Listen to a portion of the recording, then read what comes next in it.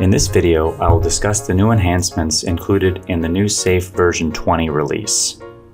Here are all the items included in the new version of Safe. We've added support lines for faster modeling of design strips and tendon layouts, as well as slab panels for the automation of pattern loading. We'll discuss section cuts for quick integration of forces, and go through a quick example of the interactive database editing tool. You'll notice our graphical user interface has been completely enhanced with the use of fast DirectX graphics. I'll also go through an example of the API, the Application Programming Interface, which is now available in Safe version 20. I'll show you the new output features, which include automated generation of the standard reports, as well as an option for fully customizable report generation. I'll talk about the new general meshing tool for floor area objects, as well as a new nonlinear parameters form used for more control over the iterative solution.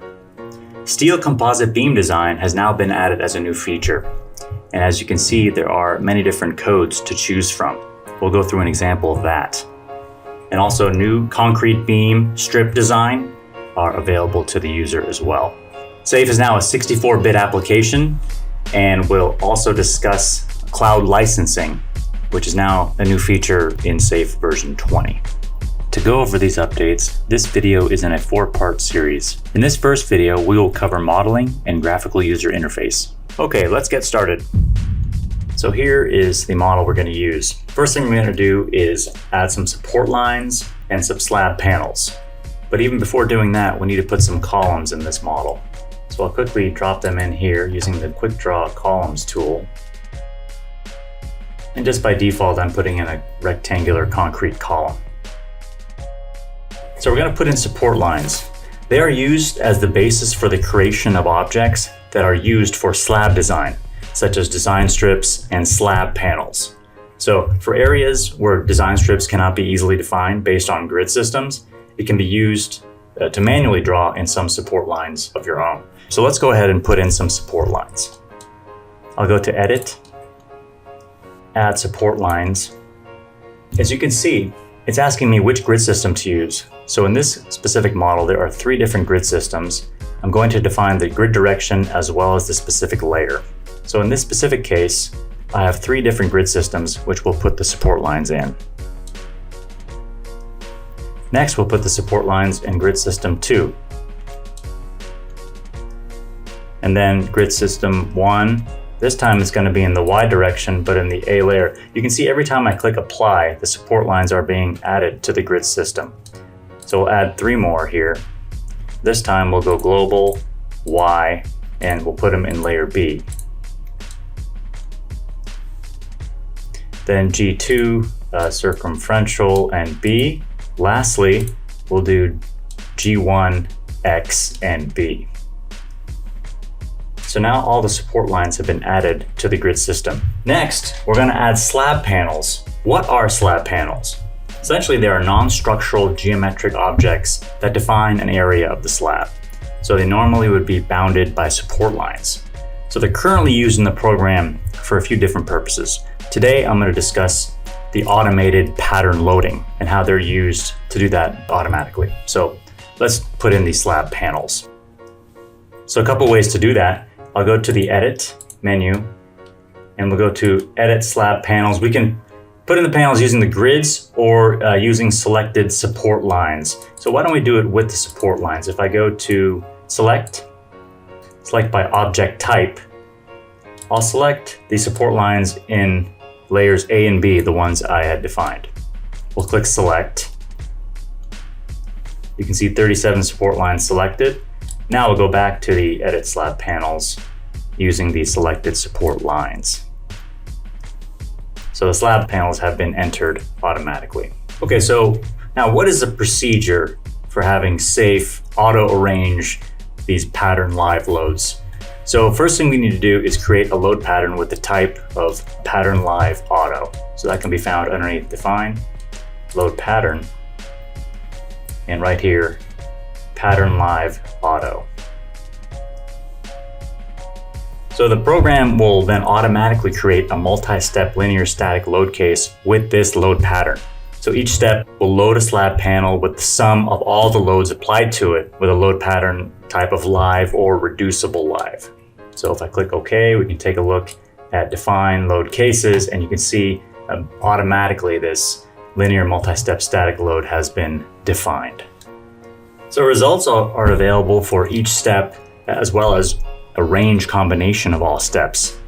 So this range combination gives the maximum and minimum of all possible patterns of loaded slab panels. So why don't we go ahead and load the slab with some live load, and then we'll quickly run the analysis. So I'll go to assign, shell loads, uniform, and we'll just put in a 60 pound per square foot live load. Okay, let's turn off these slab panels and apply some live load. Let's put some shells on the model, and then we'll apply some live load to them. So we'll click on the quick draw floor wall tool, and I can simply do rubber band select of all the different areas, or click on them individually to generate the area objects.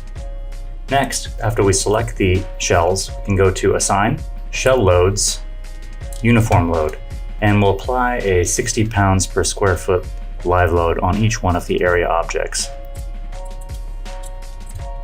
Also, one last thing prior to running the analysis, we need to go ahead and put in the design strips for this model. So to do so, we can again select the support lines and apply them directly. So under the select by object type, and we'll do them one layer at a time.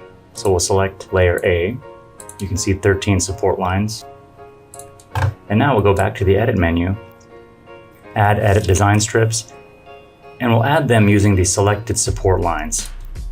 And you also have the option to create middle design strips as well. The strip widths could be fixed, or in this case, we'll select the auto option. Okay, now that they've been assigned, we'll do the same thing for strip layer B.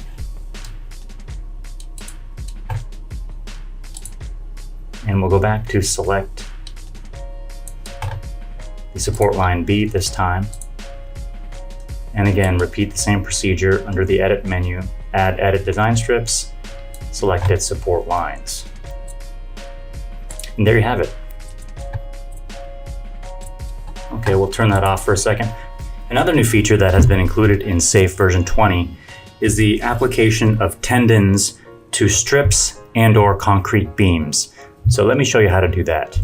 Okay, I'm going to select a support line and go ahead and add these tendons. So we'll go to edit, add edit tendons, and you can see there are a few different options. In this case, I'm going to add a tendon using the selected strip, but I can also do the same thing for the support lines as well as a selected beams, which is what I'll do next. Click on selected strip, and you can see I have the option for banded or distributed tendons, specify the tendon property as well as the vertical profile. I'll click apply, and you can see the tendons have been applied to the structure here in this specific strip. If we take a look at this in 3D view, you can see the tendons have been applied. Now, if I right click on a tendon, you can see the tendon vertical profile where all the data is being shown. There's some options up here on the top of the screen, show hide axes. You can hide tendon control points or nodes, as well as the center of gravity distance from the nearest edge. Tendon radii of curvature, and lastly, this is pretty interesting, the balancing upward force can be toggled on and off for each specific bay. Plus, you have the ability to show generated tendon point table, as well as modify the tendon plan layout horizontally. So lastly, if I can do the same thing I did, but for a concrete beam, applying a tendon to a concrete beam, which is very simple as well. I'm just going to quickly draw a concrete beam from point to point. And if I select the beam, again, going back to edit, add tendons. And this time I'll add tendons to selected beams.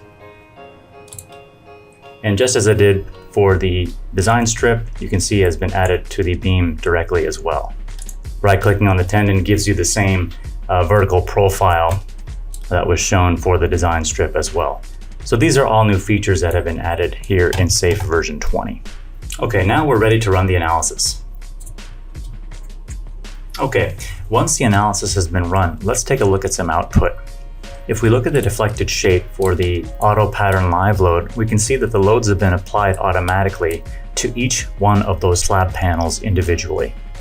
So if we select the LPAT load case, step number 1, click apply, and we can step through each one of these steps where we see the load has been applied directly to each one of these slab panels individually.